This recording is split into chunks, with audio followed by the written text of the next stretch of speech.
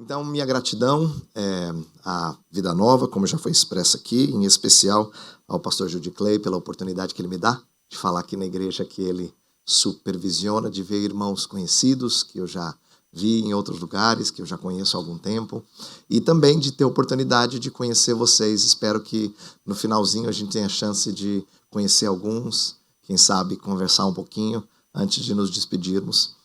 E como eu vou falar sobre pregação, e a Vida Nova tem recursos preciosos sobre isso, eu queria recomendar livros, depois eu entro na minha fala.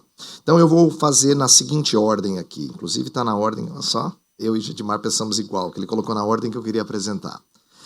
Esses dois primeiros livros que Edições Vida Nova publicou são livros de caráter introdutório que eu acho que são excelentes para recomendar a pessoas que estão começando essa prática e não tem ainda o know-how do que significa pregação expositiva, não é? Então, o David Helm é um professor que tem ensinado isso em vários lugares do mundo há algum tempo. Ele está envolvido com esse ministério e ele faz aqui, num livrinho bem pequeno, bem acessível nessa série de 9 marcas, o que é pregar expositivamente. Então, esse é uma boa introdução. O outro livro do David King também é bem interessante, é introdutório, mas tem um título bastante cativante, né? O seu sermão no Antigo Testamento precisa ser salvo.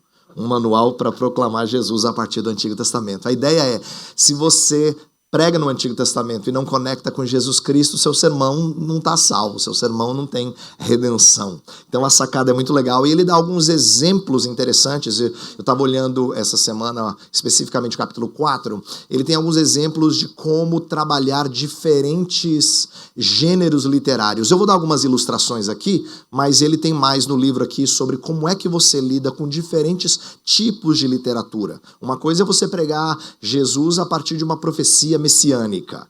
Outra coisa é você pregar Jesus a partir de uma lei cerimonial. O que eu faço com isso? Ou de uma lei civil, ou de... não é? Então tem certos... Quando eu falo sobre sabedoria... Então, assim, tem desafios grandes e ele tem algumas sugestões interessantes aqui. Então, esses dois primeiros títulos são bons títulos introdutórios. O terceiro livro é precioso. Isso aqui é uma riqueza. Timothy Keller, que recentemente foi ter com o Senhor, né? Foi estar com o Senhor.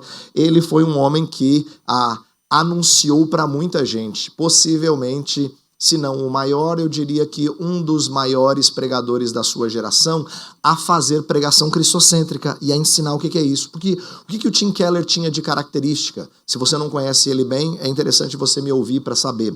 Ele tinha como característica conduzir todo o texto à obra redentora de Jesus Cristo. Então, era quase que previsível, mas nunca chato. Era sempre surpreendente. E Tim Keller não pregava assim, não pense que Tim Keller era efusivo, você nunca viu vídeos dele, Tim Keller prega conversando assim, aí você fala, nossa, né, parece que não era nem expressivo, mas ele sempre conduzia de tal forma que terminava na obra gloriosa de Cristo Jesus. Então, esse livro, Pregação, Comunicando a Fé na Era do Ceticismo, Keller aproveita de alguns dos melhores recursos que ele tem. Ele era um grande apologista, não é? Então, assim, um homem que sabia defender a fé. Então, por conta disso, ele fala sobre como entender o texto e como entender a cultura. Como ele tinha habilidade em ambos e de maneira bastante destacada na análise cultural, ele traz essa excelente riqueza para dentro do trabalho de pregação. Então, se você não conhece, Pregação do Tim Keller é um livro precioso. E eu ia terminar com o professor do Tim Keller. Você fala, professor do Tim Keller? Sim. Edmund Clowney, que é menos conhecido do público brasileiro, tem 2 títulos por Edições Vida Nova, Pregando Cristo em Toda a Escritura e Encontrando Cristo no Antigo Testamento. São livros que se complementam. Ele foi o diretor do seminário Westminster, onde o Tim Keller passou um tempo, inclusive, ensinando como professor mais jovem, o Clowney como um professor mais velho, né? E chegaram a ensinar juntos curso de pregação, porque Clowney treinou uma geração lá nos Estados Unidos sobre como é que a gente prega de forma a encontrar Cristo em toda a Escritura. Então, livros preciosos. E eu precisava terminar com essa riqueza, porque Keller é conhecido, né? Graças a Deus, as séries introdutórias elas alcançam alcança bastante gente, mas isso aqui é você dar uma aprofundada na percepção mais rica das interconectividades da história bíblica apontando para a redenção em Cristo. Então, 5 livros preciosos para você adquirir. Agora vamos à minha tarefa de tentar resumir o que esses livros falam em 50 minutos, mais ou menos. Não é fácil. Então eu vou tentar ser sintético e não ter objetivos malucos e tão grandiosos, mas pelo menos introdutórios aqui. Eu vou me propor a explicar 2 coisas somente. E eu acho que isso já vai ser suficiente para o nosso tempo. Eu quero mostrar que falar da importância da pregação cristocêntrica significa entender a natureza da Escritura. Por que a gente deu como título a importância? É porque se você não faz isso, eu vou argumentar aqui, e o meu argumento ele é forte, porque quem não o faz então vai estar entendendo a Escritura erroneamente, é isso que eu estou defendendo, é que você não vai entender, você não está expressando entendimento correto do que é a Escritura Sagrada, tá? A natureza dela e do seu enredo. Então eu quero mostrar como a própria Escritura trata a si mesmo como história da redenção e Jesus Cristo como personagem principal dessa história. Na segunda parte da palestra, eu quero mergulhar em alguns exemplos de como é que Cristo se torna a lente hermenêutica pela qual os temas, as figuras, as histórias da Escritura passam. Então, se na primeira parte eu vou falar bastante coisa e dar poucos exemplos, na segunda parte eu acho que eu vou falar menos e dar mais exemplos, tá? Então, segura para você ouvir a primeira parte que parece mais teórica, para a gente depois olhar para textos conhecidos. E eu escolhi alguns textos que eu acho que alguns são mais conhecidos do que outros, mas que podem nos ajudar a enxergar a riqueza do que os autores estão fazendo. Tá? Dos autores bíblicos, e de como é que eles têm uma leitura, às vezes, muito mais aprofundada de certos aspectos da redenção do que, às vezes, a gente dá o devido crédito. E lembra, você como um pregador, você que ensina as Escrituras, precisa ajudar o povo de Deus a olhar para esse livro e dizer assim, uau, que coisa linda, essa palavra do Senhor. Então, por isso, eu quero falar sobre esses 2 aspectos. Então, a minha primeira parte, eu coloquei como objetivo falar o seguinte, mostrar que a Bíblia é a história da redenção e qual é o seu personagem principal. Então, eu quero iniciar dizendo assim, nossa pregação não pode ser moralista. Isto é, o que é ser moralista? É a gente falar de forma a ensinar lições de moral. Então ela pode ser de contextos diferentes, tá? A pregação moralista não acontece só em um tipo de igreja. Vou dar 2 exemplos contrastantes de igrejas evangélicas. Digamos que você tenha um amigo que faz parte de uma igreja evangélica mais alternativa, no qual o pastor dele fala sobre a importância de se engajar em obras sociais. Ou você tem um outro amigo que vem de uma igreja evangélica tradicional, que não fala de obras sociais e ser relevante na sociedade, tanto quanto fala sobre piedade pessoal. Veja, os 2 exemplos são moralistas. Aí você vai dizer assim, peraí, pastor, a Bíblia não fala de envolvimento na sociedade? Claro que fala. A Bíblia não fala sobre piedade pessoal? Claro que fala. Mas se eu falo dessas coisas à parte do entendimento de Cristo, eu estou fazendo uma pregação moralista. O meu engajamento com questões sociais, a minha luta por crescer na piedade pessoal, a parte do entendimento da história da redenção não passa de, que nem a gente lê um livro de criança e no final pergunta assim, qual é a moral da história?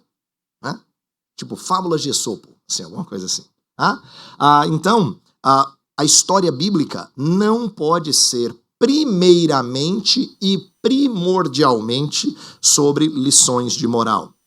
Vamos pegar uma história conhecida. Gênesis capítulo 22, Abraão vai levar o seu filho para ser oferecido.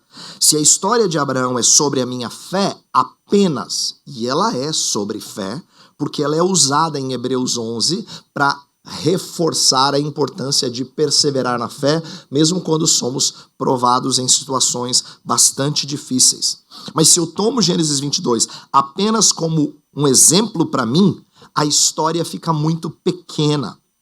Parece prático o sermão, porque aí a pessoa sai da igreja dizendo assim, nossa, o pastor hoje arrebentou, hein? Vou levar para segunda-feira a ideia de que eu tenho que ter fé, que eu tenho que ser... Parece prático, então as pessoas gostam muito, mas na verdade elas têm uma visão muito míope. Deixa eu explicar por quê. Porque se Abraão é sobre a minha fé apenas, se a parábola do bom samaritano é sobre as minhas obras apenas, então a Bíblia não passa de um livro de boa moral, uma espécie de coach de papel e tinta. Eu quero te explicar. Parábola do bom samaritano. Ela é uma parábola na qual o mestre da lei chega para Jesus e pergunta, o que eu posso fazer para herdar a vida eterna? Jesus diz assim, você conhece os mandamentos? Ele fala, amar a Deus sobre todas as coisas, próximo com a si mesmo. Jesus diz, muito bem, faz isto e viverá. Você quer ter vida eterna? Cumpre a lei. Aí ele percebeu que ele foi encurralado, porque ele falou dos grandes mandamentos, mas quem é que ama a Deus o tempo todo com toda a sua força? E quem é que ama o próximo sempre com a mesma intensidade que ama a si mesmo? Então o texto diz claramente que para tentar se justificar, o mestre da lei botou Jesus numa situação, disse assim, mas quem é o meu próximo? Aí Jesus conta a história. E a história dele, em resumo, é a seguinte. Passou um homem religioso e não amou o próximo como a si mesmo. Passou um segundo homem religioso e não amou o próximo como a si mesmo. Quem é que amou o próximo? O estrangeiro entre vocês. Aqueles a quem vocês excluem. Esse amou o próximo. Porque deu daquilo que tinha. Deu das suas riquezas. O que Jesus está, em primeiro lugar, mostrando? Ele está mostrando que o inesperado entre eles. Jesus não está louvando os samaritanos sobre os judeus. Jesus não quer só provocar o orgulho nacional e étnico do judeu. Ele quer mostrar, em primeiro lugar, que ele é o samaritano por excelência. E você quer ser alguém que ama o próximo? Ninguém tem maior amor do que este, de dar a sua vida pelos seus próprios amigos. Mas é claro que ele também quer infundir nos outros um exemplo de vida misericordiosa. Nós acabamos de orar aqui pelos nossos compatriotas que sofrem no Rio Grande do Sul. Então, também é uma parábola sobre nosso socorro misericordioso. Mas a misericórdia não pode ser dissociada da obra redentora e misericordiosa de Cristo Jesus. Então, o que eu estou dizendo é que se histórias como de Abraão entregando o seu filho, da parábola do bom samaritano, foi sobre nós, a Bíblia não está sendo entendida. Então, a minha alegação primeira é de que a Bíblia é uma grande história cujo tema principal é a obra redentora de Jesus Cristo. Tá? Ela é uma narrativa única, que tem tipos de literatura diferentes, mas que o objetivo é anunciar a obra redentora, cujo ápice é a obra de Jesus. Ela tem ações redentivas de Deus antes, mas elas todas apontam para a obra de Jesus. É claro que o desenvolvimento desse enredo é progressivo. Então você também precisa tomar cuidado para você não colocar lá atrás coisas que não estão lá atrás. Elas são apenas vislumbres daquilo que vai aparecer mais na frente. Então não dá para você dizer que no começo do filme ele contou toda a história. No começo do filme ele deu dicas, que no final você fala assim, então era isso nas primeiras cenas. Ele estava montando o cenário para você entender onde é que ele ia chegar. Não é diferente na escritura. Se o enredo é progressivo, então eu entendo as coisas de maneira gradativas rumo a um clímax. O autor aos Hebreus entendeu isso, por isso que ele começa a história dizendo, havendo Deus outrora falado muitas vezes, de muitas maneiras, aos pais pelos profetas, nestes últimos dias nos falou pelo Filho. Presta atenção, se ele fala nestes últimos dias, significa que a história está chegando no final. Aquele é a parte final, é o ápice da história. Jesus Cristo. Deus falou muitas vezes, mas agora ele está falando diferente. Prova de que ele está falando diferente, e que os discípulos não pegaram no primeiro momento, é que Jesus resolve levar os discípulos mais próximos dele para o Monte da Transfiguração. Aí lá, Jesus é encontrado por 2 gigantes do Antigo Testamento, que foram veículo da voz divina para o povo de Deus. Moisés e Elias. Pedro ficou tão empolgado e não conseguia segurar a língua grande dele, que falou assim, façamos 3 tendas. E o texto de Marcos, e eu amo essa perspicácia do Espírito de Deus, o texto de Marcos, que foi aquele inspirado por Pedro, porque Pedro, diz a tradição, é quem orientou Marcos na escrita desse evangelho, é o único que diz assim, e ele falou porque ele não sabia o que falar. É onde ele se expõe. Quer dizer, por que ele não sabia o que falar? Porque ele quis agradar, ele viu 2 gigantes, mas Jesus, ele falou, que timaço, já pensou? Que time de profetas? Moisés pela direita, Elias pela esquerda, Jesus no centro. É o ataque dos sonhos da profecia bíblica. E aí uma voz do céu aparece para corrigir e diz assim, este é o meu filho amado em quem me comprazo. A ele ouvi. E aí, como é que termina a história? Somem os outros 2. E fica só Jesus. Olha que maneira pedagógica de ensinar. Havendo Deus outrora falado por Moisés e por Elias, nesses últimos dias, nos falou pelo seu filho. Acabou a história. Ele é o ápice.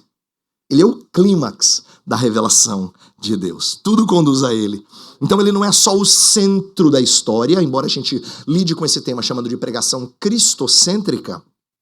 Há quem goste de usar a expressão, e J. Adams era bom nisso, cristotélica, porque ela aponta para Cristo. Telos é a palavra grega para finalidade, objetivo, né? Alvo final. Então, a pregação também tem que apontar para Cristo como alvo final. Ele é o fim da história. Então, eu estou defendendo essa tese, não é defendida apenas por mim, é lógico, esses livros que a gente recomendou, todos trabalham com esse conceito, mas eu quero mostrar como a própria Escritura dá testemunho disso. Eu quero dar alguns exemplos de como a Escritura ensina você, tanto no Antigo como no Novo Testamento, a ler cada história como parte de uma história maior, como enxergar esse enredo de maneira interligada. Então, vamos lembrar de algumas histórias conhecidas. Pega o livro de Juízes. O refrão de Juízes é: não havia rei em Israel, cada qual fazia o que achava mais reto. Por que o autor de Juízes está dizendo isso? Porque ele quer mostrar que o caos moral daquele período é uma espécie de intermezzo entre a liderança forte de Moisés e Josué e a inauguração da monarquia. Ele está fazendo a ligação. São 300 a 350 anos da história de Israel, na qual o leitor do passado e do presente tem que olhar para Juízes não só como um capítulo negro da história de Israel, mas como parte de uma história maior. Então, se você estuda Juízes sem entender como é que Juízes está ligado ao que antecede e ao que sucede, você vai ler Juízes assim, pessoal, isso aqui, horroroso. Mas não, você tem que entender como parte da história maior, porque é assim que o autor está narrando. Pega um livro como Ruth. Todo mundo ama Ruth. Ruth é uma história bonita. Ruth mexe com as mulheres porque é tão sensível, não é? Ruth mexe com os homens no sentido de cuidar das mulheres, ser resgatador de uma mulher em situação de necessidade. Mas quando a gente entende Ruth como sendo modelo de pregação em casamento, teu Deus é o meu Deus, onde quer que tu fores, irei eu. A gente não pegou a parte mais bonita da história de Ruth. Aí você fala, por que é a parte mais bonita? A parte mais bonita da história de Ruth é quando termina o filme e passa os escritos. Você já viu quando a gente vai pro cinema, que termina o filme assim, você fala assim, agora é a hora dos escritos. Aí alguém fala, vamos embora. Não, eu quero ver se tem alguma cena depois. Porque ninguém quer ver os escritos. Um quer ver se tem mais alguma cena, assim, final, aquela... Né? Mas na parte dos escritos, Ruth também foi escrito assim, sabia? Ruth é escrito de tal forma que a história começa assim. O povo saiu da terra, foi para outro lugar, para Moabe, para tentar fazer ali a sua vida, mas Deus amargou a história de Noemi. Noemi volta com Ruth, lá Deus agracia Noemi de novo, através de Ruth, de tal forma que ela se casa com Boaz e tem um bebezinho. A história termina linda, assim podia ser the end, não é? Mas aí o que o autor faz? Ele passa a geração até chegar em Davi. Porque o objetivo de Ruth não é a parte sentimental. É dizer que Deus estava provendo um líder para Israel. Ele coloca a história de Ruth na história maior. É por isso que os escritos são a parte mais importante da história. É quando chega no final e fala, e Obed gerou, Boaz gerou a Obed, e Obed gerou a Jessé, que gerou a Davi. Então, essa é a parte importante. Mesma coisa com Daniel. Daniel descobriu através do livro o profeta Jeremias que o número de anos que o povo deveria ficar no cativeiro era de 70 anos. E depois, no final, Jeremias diz que o povo deveria clamar ao Senhor. E o Senhor libertaria. Aí o que ele faz? Clama ao Senhor, em obediência ao profeta Jeremias. E aí vem um ser angelical mandado por Deus para lhe dar uma mensagem. Qual é a mensagem? Você está pensando em 70, Daniel, mas Deus está pensando em 70 vezes 7. Ele insere a história de Daniel dentro de uma história maior. Que Daniel pensa assim. Deus pensa assim. Ele expande os 70 de Daniel à perfeição. Por isso que é 70 vezes 7. Então, entenda como o Antigo Testamento está treinando a gente a olhar para as histórias conectadas a uma história maior, a um enredo único, a um enredo de redenção. Um exemplo do Novo Testamento para a gente caminhar para outras partes. Lembra do discurso de Paulo no Areópago? Abra sua Bíblia que eu quero mostrar isso aqui no texto de Atos 17. Atos 17.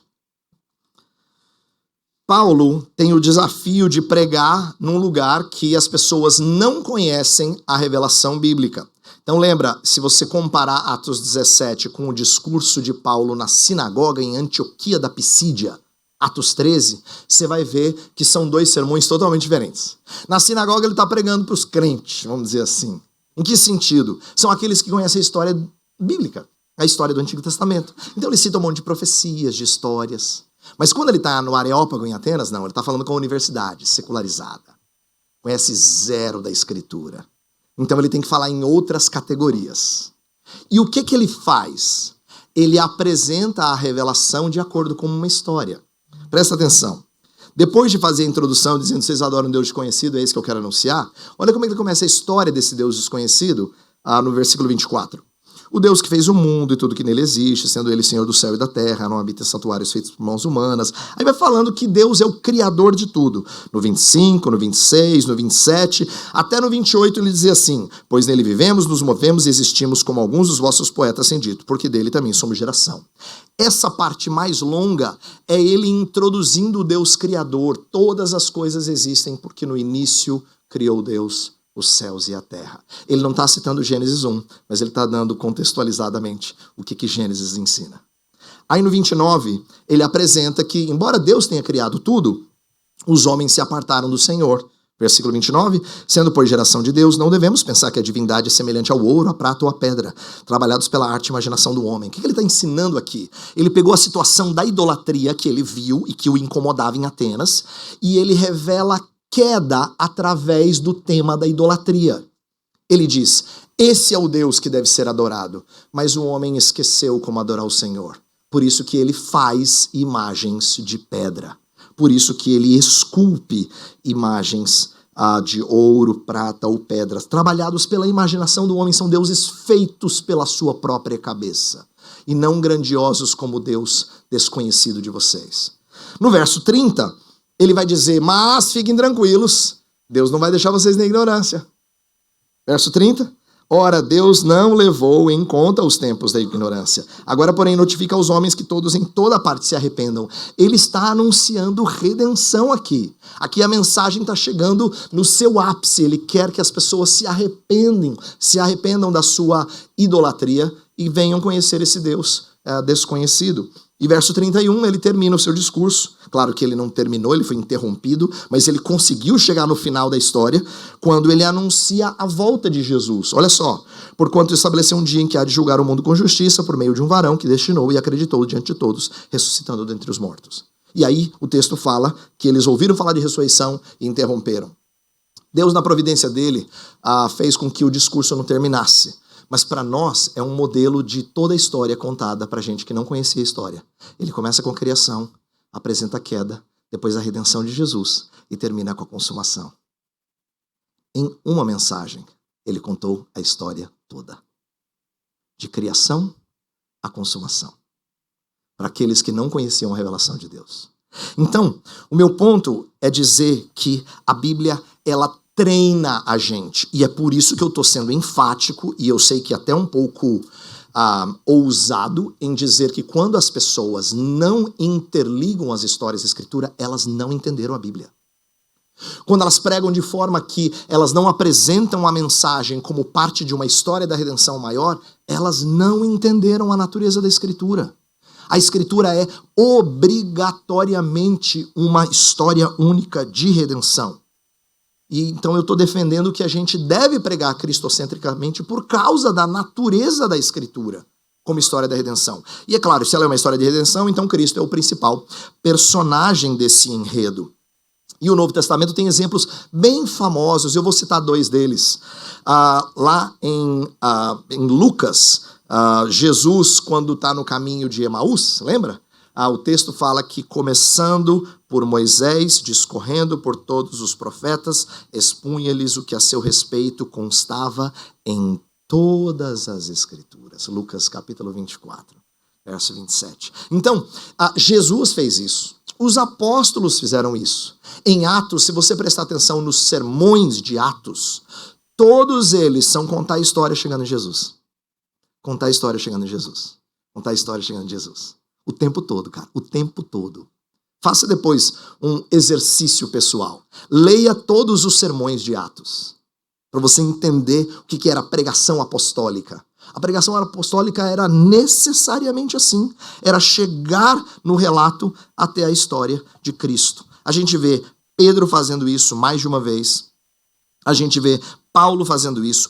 Estevão faz isso. Inclusive morre quando ele chega em Cristo e confronta os seus compatriotas. Felipe faz isso com o eunuco, a famosa história, né? O eunuco lá, etíope, está lendo Isaías 53, e aí o texto fala que a partir desse texto ele anunciou a Jesus Cristo. Então, histórias assim mostram pra gente que pregação cristocêntrica é parte do modelo, inclusive apostólico de pregação, tá?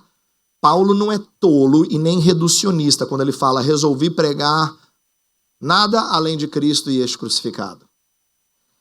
Paulo não é um ignorantão, tá? Ele não falou assim, eu só vou pregar Cristo porque ele não sabia mais nada. Eu costumo dizer assim, que se fosse Pedro falando isso, você ia dizer assim, mas é Pedrão, né? Pedro não terminou o fundamental, então assim, fala nós vai, nós vem. Então não sabia muita coisa, focou numa mensagem só. Não, esse aqui é Paulo, esse aqui é o culto. É o apóstolo entendido, que ensina pra gente que tudo que ele conhece precisa ser filtrado e canalizado para o anúncio da obra redentora de Jesus. O que Paulo está ensinando para a gente é como a nossa visão de mundo e a visão da história bíblica, ela tem que ser amarrada em torno da história da cruz e da ressurreição. A sua mensagem era cristocêntrica porque a visão de mundo de Paulo e a visão da Escritura era cristocêntrica. Então, exemplos de Paulo. Paulo, quando vai falar lá aos Coríntios sobre a rocha que seguia Israel no deserto, era Cristo. 1 Coríntios 10. Ele conecta a rocha com Cristo. Quando ele fala da descendência de Abraão, ele fala assim, não era descendência, era descendente. E é interessante isso, porque o hebraico permite essa leitura dupla. O hebraico fala de semente. Essa é a tradução literal do hebraico. Deus daria semente para Abraão. Semente você pode entender descendência, no singular, muitos filhos, ou descendente, uma pessoa em especial. E Paulo vai dizer, é o descendente. Ele não está anulando a ideia de que muitos filhos a Abraão não era cumprimento da promessa. O que ele está dizendo é que o fulcro da promessa era um descendente. E que nele as outras coisas se encontram de maneira a fazer sentido. Então Paulo está dando para a gente uma maneira de ler as Escrituras, de forma cristocêntrica, tá? Então, eu quero terminar essa primeira parte dizendo assim, eu não quero que você tenha a impressão que defender pregação cristocêntrica e que você deixe as pessoas acusar a pregação cristocêntrica de ser uma proposta de forçar cada detalhe da Escritura a fazer uma espécie de referência à pessoa e obra de Jesus. Não é isso que pregação cristocêntrica defende, tá? Então você não precisa pregar na história de Jacó, que vai cavar um poço, e aí você fala um poço, então isso aqui me lembra um Jesus que estava na frente do poço com uma mulher, e aí você conecta com Jesus e alguém fala assim, uau, olha só de onde o pastor tirou essa, poço com poço deu Jesus, né? Não é salto imaginativo que a gente está falando, tá? Não é isso. Esses saltos imaginativos são práticas alegóricas que não explicam o sentido do texto. Antes disso, o que eu estou propondo é que quando a gente enxerga a Escritura apontando para Cristo, a gente vá através de caminhos seguros. Um exemplo disso é o que a gente chama de tipologia, que não é a mesma coisa que alegoria. Então, eu quero ilustrar para você. Quando nós nos empolgamos com pregação cristocêntrica, você vai pregar na história de Josué, conduzindo o povo na vitória sobre Jericó. Aí lembra que Raabe coloca o cordão vermelho, aí você fala assim, irmãos, então assim como aquele cordão desceu, vermelho, né? Desceu assim, pela janela, pelos muros de Jericó, assim, o sangue de Cristo vertido na cruz. E é lindo, né? Que as pessoas falam assim, uau, é verdade, pastor. Mas isso é alegoria. Porque você pega um detalhe do texto e você conecta com alguma curiosidade em Jesus. Não é isso que é pregação cristocêntrica. O que seria uma pregação cristocêntrica? Então agora presta atenção, essa ideia não é minha, é um exemplo tirado de um livrinho do James Goldsworthy, do Graham Goldsworthy.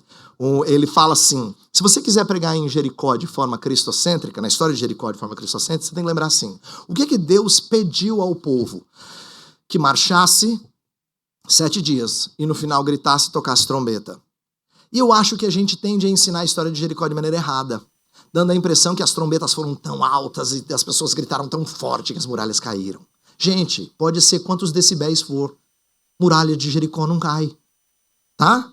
Então a gente dá a impressão para os meninos que na hora que todo mundo, isso até treina, assim, vamos lá criançada, vamos gritar bem forte na historinha de Jericó.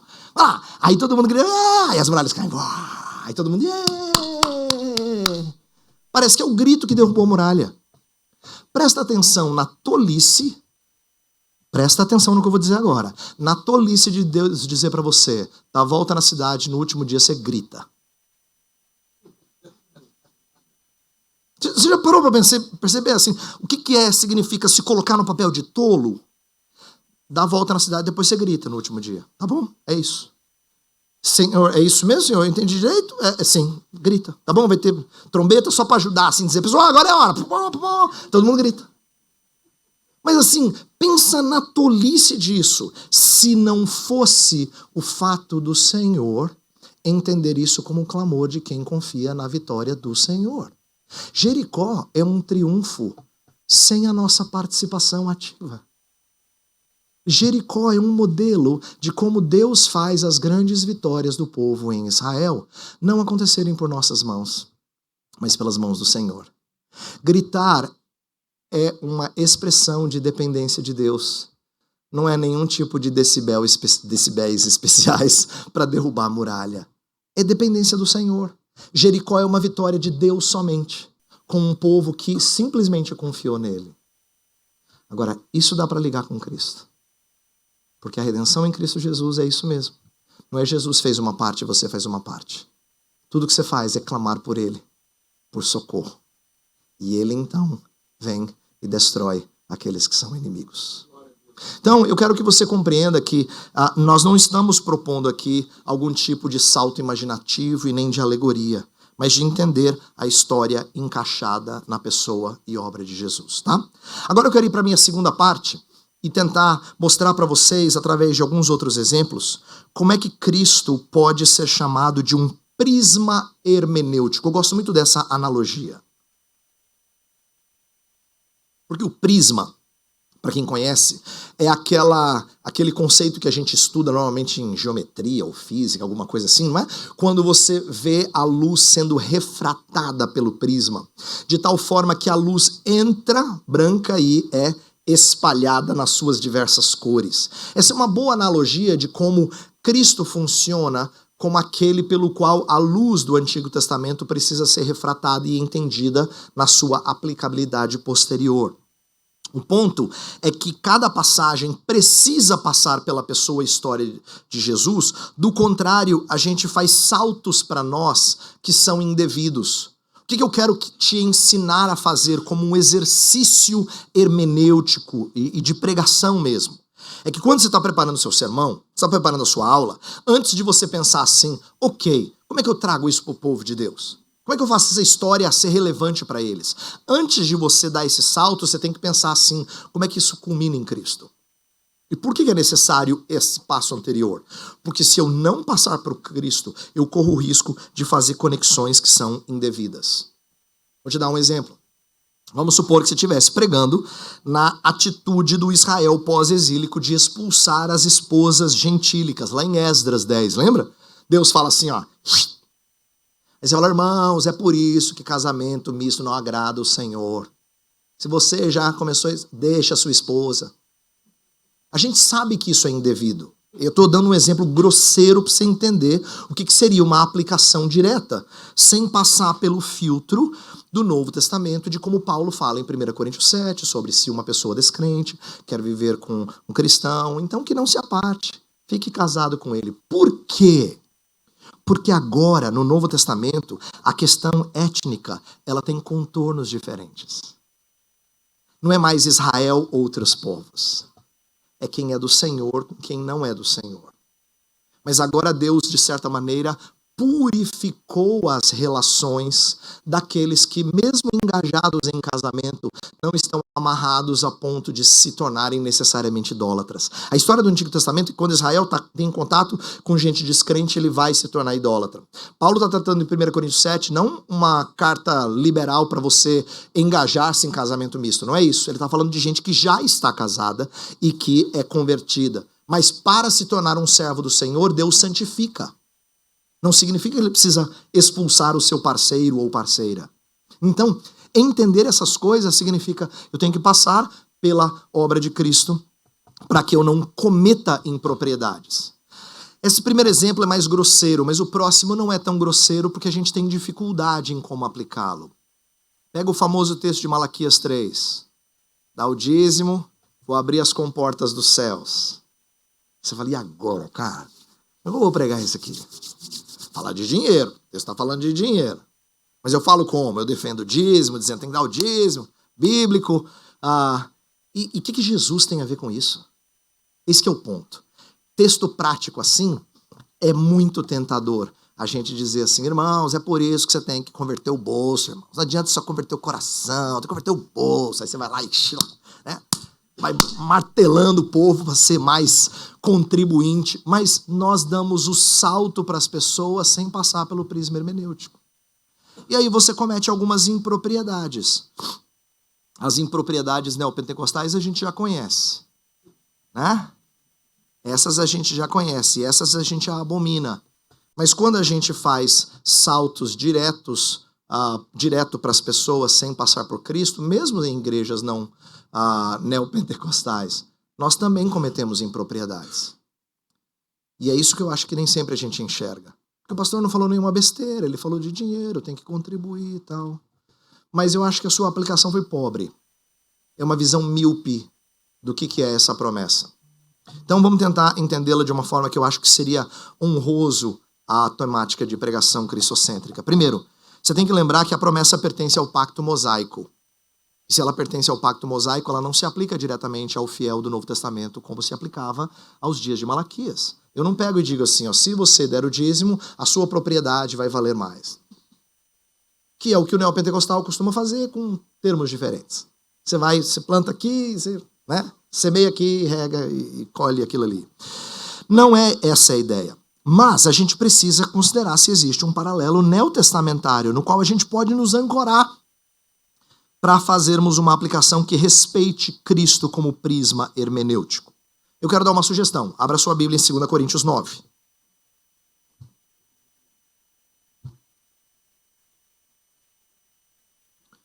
Coríntios 9. A partir do versículo 6. Diz assim: E isto afirmo, aquele que semeia pouco, pouco também ceifará. E o que semeia com fartura, com abundância também ceifará. Cada um contribua segundo tiver proposto no coração, não com tristeza ou por necessidade, porque Deus ama a quem dá com alegria. Deus pode fazer-vos abundar em toda graça, a fim de que, tendo sempre em tudo ampla suficiência, superabundeis em toda a boa obra. Como está escrito, distribuiu, deu aos pobres, a sua justiça permanece para sempre. Ora, aquele que dá semente ao que semeia e pão para alimento, também suprirá e aumentará a vossa sementeira e multiplicará os frutos da vossa justiça. O que eu quero destacar aqui? É que nesse texto tem um princípio semelhante de Malaquias 3, de que você semeia, confia naquilo que Deus vai prover e ele traz uma colheita abundante. O mesmo princípio de sementeira e colheita aparece aqui. Está em Malaquias, está aqui. Mas o que está prometendo aqui? Essa que é a pegada importante. O texto, ele está num contexto maior de doação tal que Cristo se tornou o exemplo daquilo que ele fez por nós. Lembra que 2 Coríntios 8, Paulo está instando os coríntios a fazer como os macedônios, que deram além das suas posses. E aí dizendo assim, os macedônios na verdade estão representando o próprio Cristo, aquele que sendo rico se fez pobre por amor de vós, a fim de tornar vocês ricos. Então ele conecta contribuição com a obra de encarnação e redenção do nosso Senhor Jesus. Ele está lidando com dinheiro, e Paulo fez a conexão com Jesus. Tá? Ele fez isso para você. No capítulo 9, ele vai usar o princípio de sementeira e ceifa, mas agora ele vai prometer abundância, não no sentido de abundância de riqueza. Ele não vai dizer assim, ó, irmãos, doem lá para o Rio Grande do Sul, porque certamente os seus negócios vão prosperar. Não é isso que ele promete. O que ele está prometendo aqui? Olha o final do verso 8. Deus pode fazer-vos abundar em toda graça, a fim de que, tendo sempre em tudo ampla suficiência, superabundeis em quê? Em toda boa obra. Se você doar, certamente Deus vai frutificar para que você doe mais. O que isso significa? É claro que para doar mais tem que ter dinheiro entrando. Mas ele não está prometendo riqueza para você. Ele está prometendo a você condições para você fazer mais daquilo que você começou a fazer. Versículo 10. Diz que Deus aumentará a vossa sementeira e multiplicará o quê? Os frutos da vossa justiça. Percebe? Deus então está dizendo que ele vai fazer vocês mais doadores e liberais. É claro que tem que ter renda entrando para acontecer isso. Mas o propósito da contínua prosperidade não é o enriquecimento. O que virá é a liberalidade aumentada por causa do Evangelho.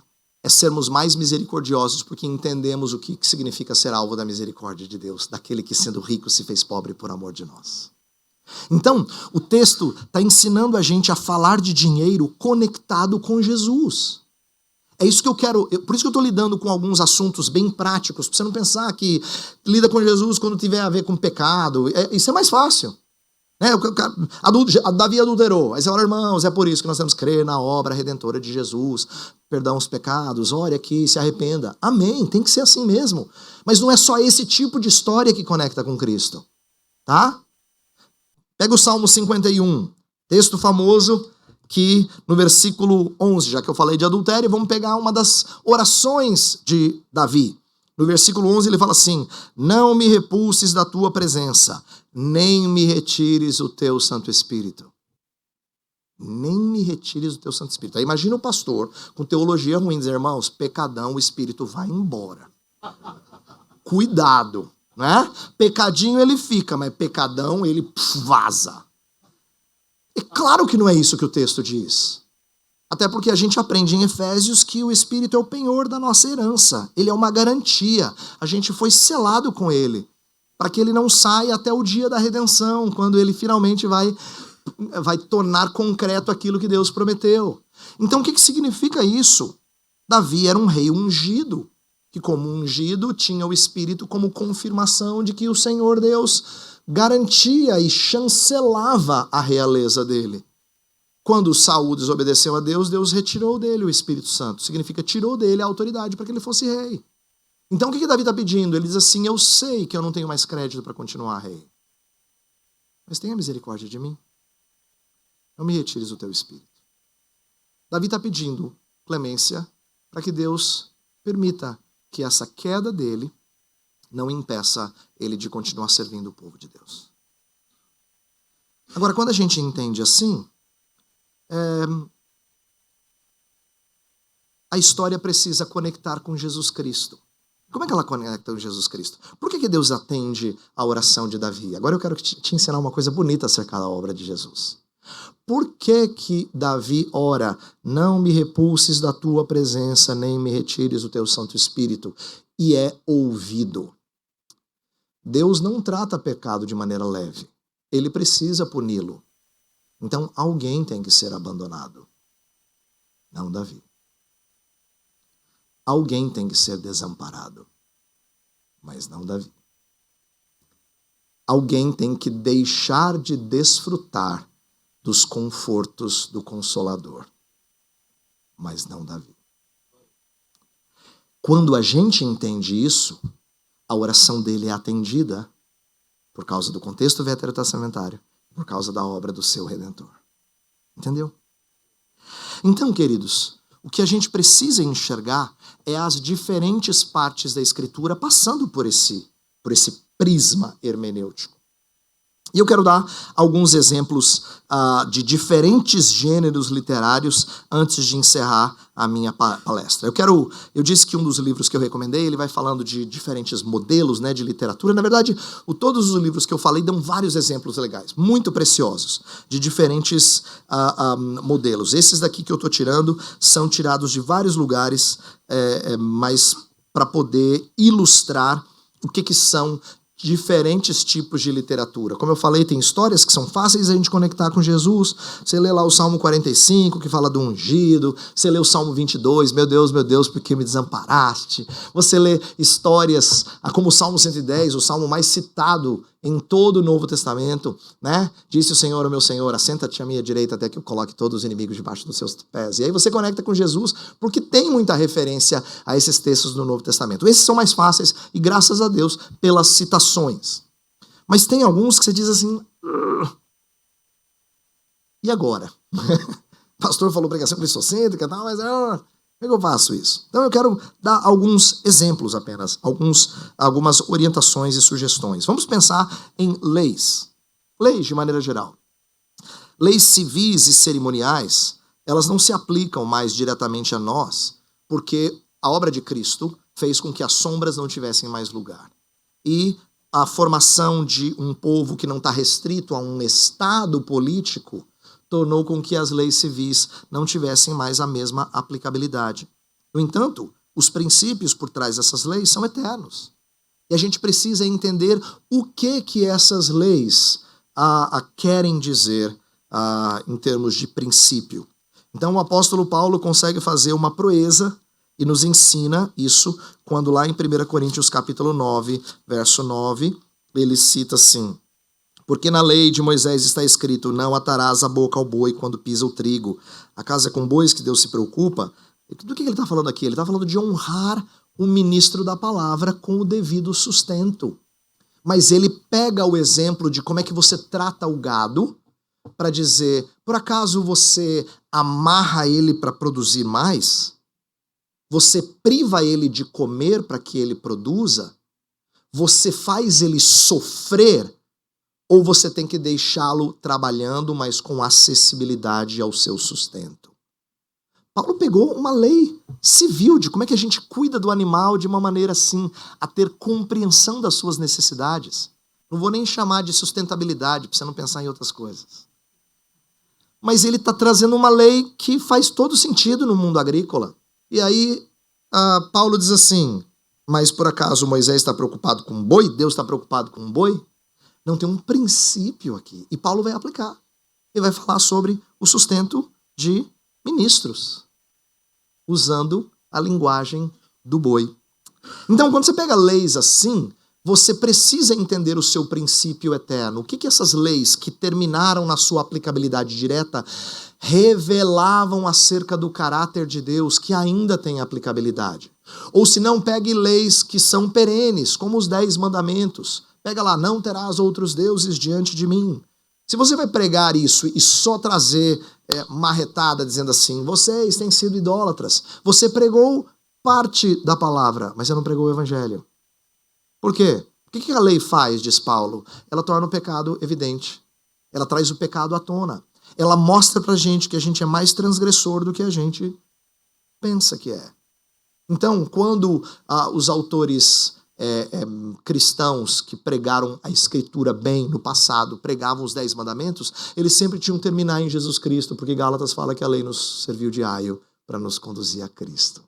Então assim, pregar a lei de Deus, principalmente quando ela trata de princípios morais, é de amassar. Se você pregar bem, é de detonar.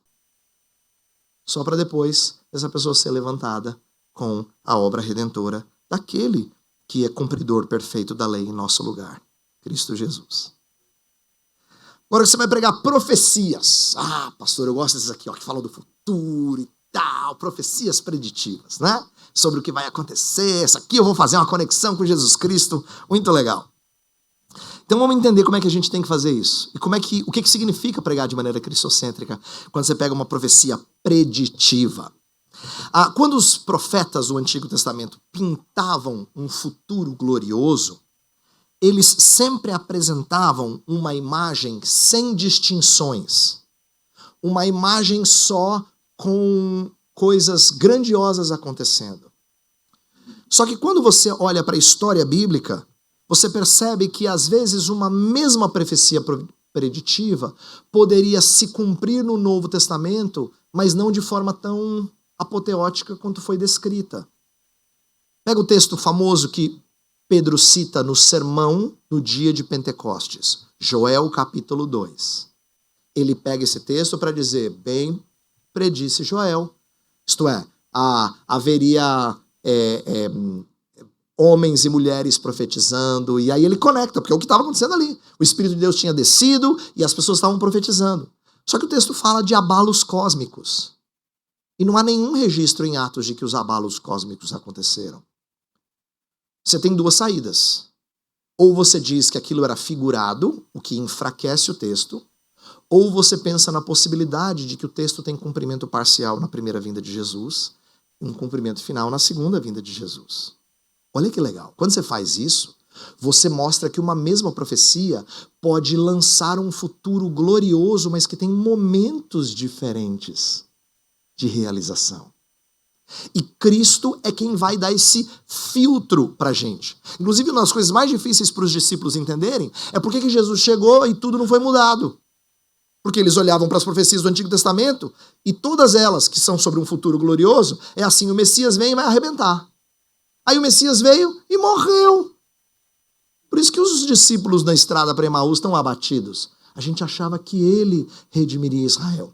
Mas é porque eles ainda não tinham entendido essa profundidade entre um primeiro cumprimento e um segundo cumprimento mais pleno. Jesus Cristo vai oferecer isso. Então, entender de forma cristocêntrica é eu compreender essa dimensão em que a primeira vinda de Jesus é sim cumprimento de muita coisa, mas não total. Um último exemplo sobre isso. Pega a primeira profecia preditiva de toda a Escritura. A mulher teria um filho e ele esmagaria a cabeça da serpente. Há vários textos no Novo Testamento que falam que Jesus triunfou sobre Satanás na cruz. A gente não precisa fechar os olhos para isso. No entanto, Romanos capítulo 16 diz que nós pisaremos na cabeça da serpente, colocando como uma expectativa futura. Ele pega uma mesma profecia e ele mostra que ela tem cumprimento primeiro e cumprimento final. Isso é entender como é que Cristo é lente hermenêutica para eu estudar diferentes tipos de gêneros literários, tá? Seja lei, seja profecia ou outros que a gente já ilustrou aqui. Então, queridos, eu queria terminar dizendo que, embora isso aqui seja introdutório, o objetivo é estimular você a aprender a enxergar a Cristo e não fazê-lo como um esforço de criatividade. Eu não estou estimulando você a ser criativo e achar o detalhezinho no texto que conecta com alguma coisa da história de Jesus. Não é isso. Eu quero que você tenha uma visão do grande enredo, norteando a leitura das pequenas histórias, de tal forma que você consegue encaixar cada pequena história dentro da grande história e fazer as pessoas verem essas ligações. E essa história tem um impacto muito, muito lindo sobre as nossas vidas. Então eu quero terminar com uma ilustração de algo que valeu muito para a minha vida pessoal. Eu fui impactado por essa hermenêutica durante uma leitura devocional há anos atrás. Ela mexeu comigo. Eu falei assim, Deus, por que eu não aprendi a fazer isso antes? Né? Como isso foi precioso para mim. Eu lembro que eu estava lendo a história de Mefibosete. Você lembra Mefibosete? Ele é um descendente de Saul. Abre lá sua Bíblia em 2 Samuel, capítulo 9. 2 Samuel 9, história de Mefibosete, ele aparece nesse texto de uma maneira assim, surpreendente, porque ele não é introduzido antes, ele não é alguém assim, conhecido. O próprio Davi não sabe dele. Ele pergunta, tem alguém ainda da casa de Saul que ele quer cuidar dessa pessoa? E aí alguém diz, tem um servo na casa de Saul cujo nome era Ziba, e ele chamou o Ziba. Aí perguntou, olha, tem alguém ainda parente? Há um filho de Jonatas. Aí o Ziba fala, tem um filho de Jonatas, aleijado, de ambos os pés, versículo 3. E aí Davi manda chamar. Quando Mefibosete chega, versículo 6, ele se inclinou diante do rei, e Davi diz para ele, Mefibosete. Aí o Mefibosete respondeu, eis aqui teu servo. Aí Davi diz, não temas, isto é, não venha achando que eu vou pesar a mão contra você, porque o seu avô me caçou. Eu não te chamei aqui para vingança. Você consegue imaginar o que está na cabeça de Mefibosete? Ele é neto de Saul. Saul queria Davi num prato, tá? Saul queria tudo para acabar com a raça de Davi. E o Mefibosete deve saber disso. Porque o início do discurso de Davi é, não temas. Não temas não é à toa. É porque ele sabe que tem possível vingança em jogo. Mas Davi diz, não temas, porque usarei de bondade para contigo por amor de Jonatas teu pai, e te restituirei todas as terras de Saul teu pai, e tu comerás pão sempre à minha mesa. Então se inclinou e disse, quem é teu servo para teres olhado para um cão morto tal como eu? Veja, por que a pregação cristocêntrica nos ajuda numa história como essa? É porque é muito gostoso pegar uma história dessa e falar sobre inclusão. Esse é um sermão legalzinho aqui, ó.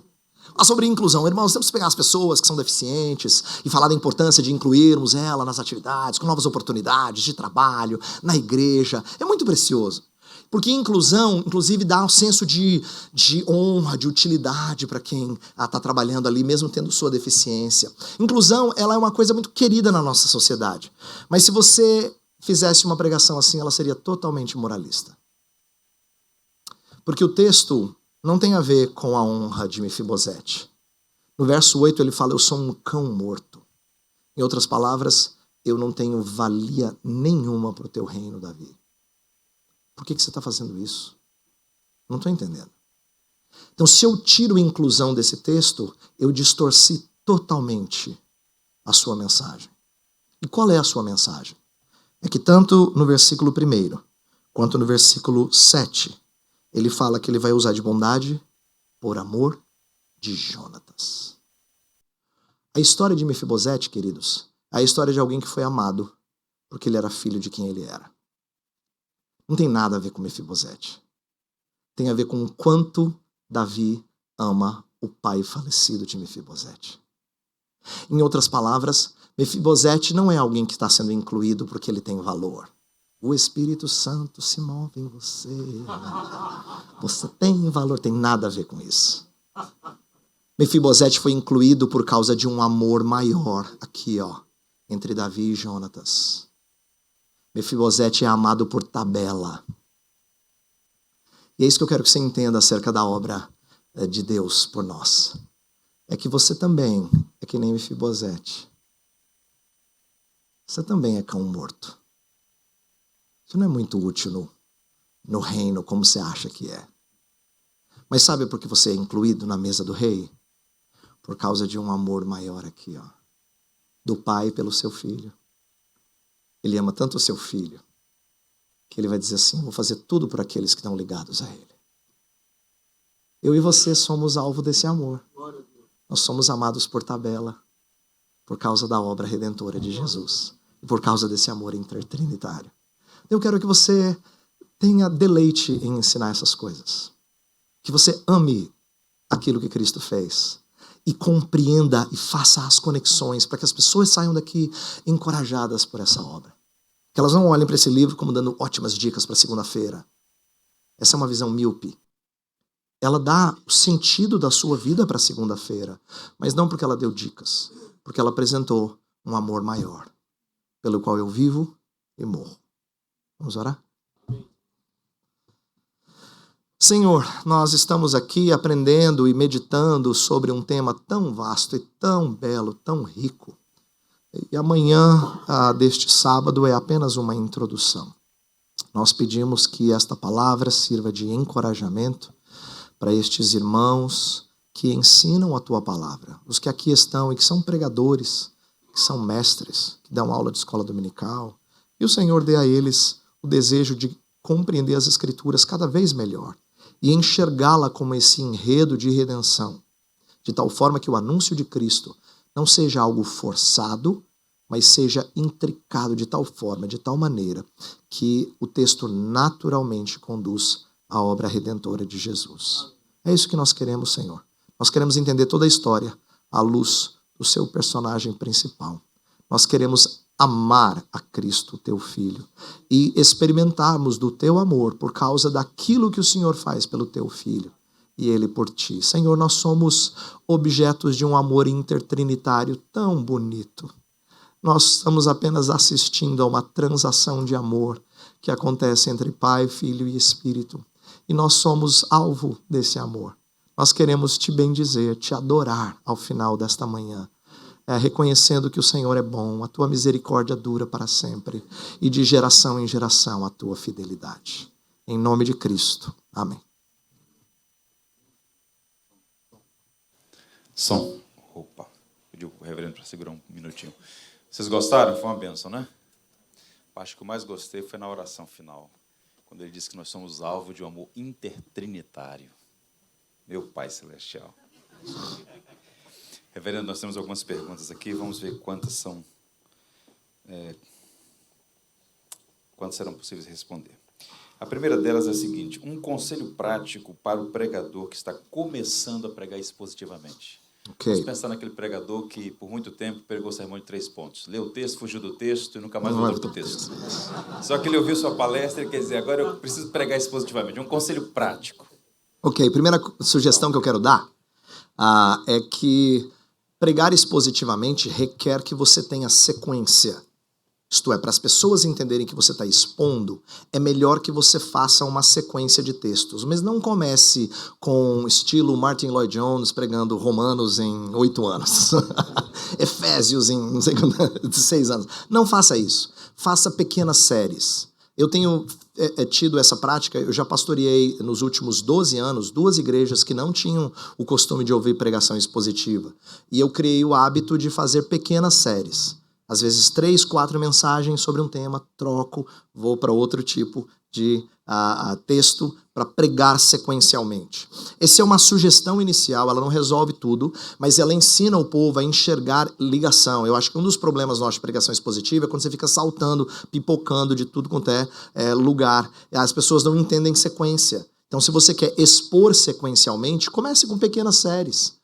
Pegue um capítulo do Novo Testamento, algum personagem do Antigo Testamento e faça uma sequência. 3, 4, 5, 7 mensagens, e aí diz, agora nós vamos para outra. Talvez isso ajude as pessoas a dar a sensação de que elas estão assistindo uma minissérie, não uma novela sem fim. Entendeu? Para quem não está habituado, é como assistir uma minissérie. Você começa assim e você dá às pessoas gosto por entender a história de maneira sequencial. Tá bom? Muito bem. Quais são os cuidados que o pregador deve ter para pregar Cristo no Antigo Testamento sem correr em alegoria ou salto imaginativo? Muito bom. Eu acho que a primeira coisa que a gente tem que compreender é qual é o sentido do texto, e tem alguns autores que dão algumas dicas muito interessantes. Bryan Chapell é um que diz assim: procure no texto o foco da condição decaída. O que ele quer dizer é, procure no texto o que está sendo revelado do ser humano que mostra que ele está perdido sem Deus. E como é que Deus o socorre? Isso é redentivo. Aí, quando você entendeu o foco da condição decaída e como é que Deus redime, aí você pode conectar isso com Cristo Jesus. Mas a conexão não tem a ver com paralelo de detalhes, como a gente falou, saltos imaginativos. Tem a ver com entender como é que Deus redime o homem naquela situação. Pode ser que a descrição seja de honra. Pode ser que a descrição seja de vergonha. Pode ser que o problema seja de culpa, ou seja de medo. Como é que Deus é o nosso socorro nessas diferentes situações que são advindas do pecado na nossa vida? E aí você pode, então, conectar com a redenção em Jesus Cristo. Tá? Outra pergunta. Como corrigir as deficiências de uma igreja acostumada com um sermão moralista sem parecer antinomista ou negar o aspecto ético e moral? Boa pergunta. Então, pregar cristocentricamente não significa que eu chego na obra de Jesus Cristo e não mostro o que nós fazemos em resposta a ela. Eu costumo dizer que o evangelho não é só o que Cristo fez por mim, mas também é aquilo que Cristo faz em mim. O evangelho completo, ele não é só aquilo que Cristo fez por mim, fora da minha vida, no Calvário, na ressurreição, mas inclusive aquilo que o Espírito de Cristo continua fazendo em mim e terminará até a consumação. Então, você quer pregar de maneira cristocêntrica, você não pode conectar apenas com a obra de Cristo fora de você, mas também com a obra de Cristo dentro de você, por meio do seu Espírito. E esse é um aspecto muito rico que eu não tive tempo de expor, mas que se a gente fosse para um texto como Efésios 4, eu quero dar essa ilustração. Efésios 4 tem várias dicas do tipo assim, aquele que mentia não minta mais, porque somos membros uns dos outros. Aquele que furtava não furte mais, antes trabalhe. Né? Presta atenção numa coisa muito bonita de Efésios 4. O texto está falando de ética cristã. Mas como é que ele fundamenta uma mudança de comportamento? Ele não diz simplesmente não faça mais, ponto final. Em vários textos do final de Efésios 4, ele conecta com alguma coisa que Deus faz em você. Tem a ver com a obra do Evangelho. Então olha que interessante. Aquele que furtava, não furtes mais. Antes trabalhe, até aí, uma pessoa descrente está ouvindo a mensagem dizendo, é isso aí. Tem que parar com essa roubalheira no Brasil. Temos que ter gente séria, trabalhando, cuidando de família, uma sociedade conservadora. Mas aí vem, para que tenha com que acudir o necessitado. Agora é que é a parte legal. O descrente ouve isso e pensa em caridade. O cristão ouve isso e fala assim, não, eu acudo o necessitado porque eu era ladrão antes. E Deus não me tratou como ladrão. Ele teve misericórdia para comigo. Então, o que me motiva ao socorro de outro não é a minha benevolência, é o entendimento da misericórdia de Deus na minha vida. É muito diferente. É isso que eu quero que você entenda. Então, um sermão que mexe com ética, que mexe com comportamento cristão, ele ainda precisa estar atrelado à obra de Jesus. A obra que não só fez algo por você, mas transforma você, inclusive suas motivações. Do contrário, o descrente vai te ouvir e vai dizer, gostei, pastor, não sou evangélico ainda, mas estou gostando dessa igreja. É lógico, combina com os bons comportamentos de um descrente certinho. Muito bem. Como a legislação civil, instruções dietéticas e até de saúde da lei podem apontar para Cristo e sua obra sem ignorar como os primeiros ouvintes a receberam como instrução de Deus? Os primeiros ouvintes estão ouvindo essas orientações apontando para realidades mais sublimes. Paulo vai usar uma ilustração bem legal, quando ele diz que a lei ela tinha poder sobre nós quando nós estávamos na menoridade. Isto é, nós estávamos debaixo de um tutor. E assim, quando você tem um tutor, quando você é pequeno, o pai e a mãe ensinam coisas de maneira concreta. Então ele fala assim, filho, tem que escovar dente. Filho, tem que olhar para os dois lados antes de atravessar a rua. Não é só uma sugestão prática. Existe um princípio por trás. Não é só olhar para os lados e olhar para ver se não tem carro. É ele aprender a vigiar quanto a perigos em redor. Quando ele cresce, e ele já tem seus 20 e poucos anos, você continua orientando o filho. Mas você não fala mais, olha para os dois lados, antes de atravessar. Você fala assim, filho, vai chover de oportunidades que vão mexer com o seu coração. Vigia. Olha para um lado, olha para o outro. O princípio maior continua em vigor, mesmo daquela regra dada para os meninos quando eles ainda eram pequenos. O ponto é entender que a lei do Antigo Testamento, dietéticas, leis cerimoniais, leis civis, elas tinham propósitos maiores. Então eu vou terminar minha resposta com uma ilustração simples, mas muito bonita, né? Por que o tabernáculo tinha a mobília do jeito que tinha? É uma ilustração de como é que a gente se aproxima de Deus. Você entra nas portas da casa de Deus só por meio de Cristo Jesus. Mas você não entra apenas pelos méritos dele. Você entra com um coração contrito e lavado. Por isso que depois do altar tinha a bacia de bronze. onde você se lavava. E aí você então agora entra no santo lugar para que você dirija sua prece ao Senhor, como o incenso que era queimado. Tudo aquilo era pedagógico, você entende? E é assim que a gente precisa enxergar como é que a lei no tempo da menoridade ela dava concretude a princípios abstratos que o Novo Testamento vai nos ensinar.